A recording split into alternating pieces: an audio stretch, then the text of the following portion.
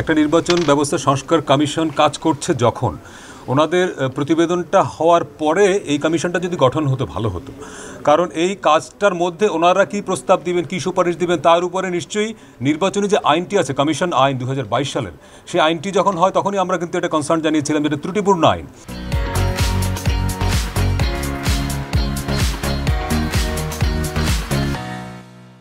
কেননা যেই কোনো কিভাবে কারা নির্বাচিত হবেন, কারা কমিশনার হবেন, এবং একটা একই ফরম্যাট, একই ধরনের কোটা, মানে একজন সাবেক আর্মি, 3 জন সাবেক সচিব, একজন নারী, ফলে এর বাইরেও অনেক যোগ্য মানুষ আছেন। ফলে আমরা যেটা মনে করি যে রাষ্ট্রপতি তার বিবেচনায় যে 5 জনকে যোগ্য মনে করেছেন তাদেরকে নিয়োগ দিয়েছেন। এখানে একটা সিস্টেম করা উচিত যে ইন্টারভিউ কেন হলো না, যদি 20 জন ব্যক্তির নাম আসতো এখান থেকে ইন্টারভিউ হতো, আমরা গণমাধ্যমে তাদের ব্যাপারে রিপোর্ট করতাম, ওনাদের ট্র্যাক রেকর্ড খুঁজতাম। যিনি আজকে সচিব ছিলেন তিনি যখন সচিব ছিলেন কোন মন্ত্রণালয় ছিলেন, ডিসি ছিলেন, সেখানে তার পারফরমেন্স কী ছিল।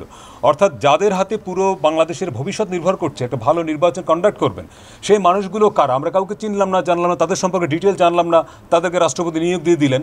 ফলে আমরা যেটা দাবি জানিয়েছিলাম যে এই কমিশন যারা কাজ করছেন এই পুরো ব্যবস্থাটা নিয়ে, ওনারা যেটা স্পেসিফিক এই আইনটি অর্থাৎ নির্বাচন কমিশনার নিয়োগ আইন, এটি হালনাগাদ করা দরকার, আধুনিক করা দরকার। তারপরে যদি কমিশনারদেরকে নিয়োগ দেওয়া হতো, কমিশন গঠন করা হতো, ভালো হতো, এটি আমরা বলেছি আর কি।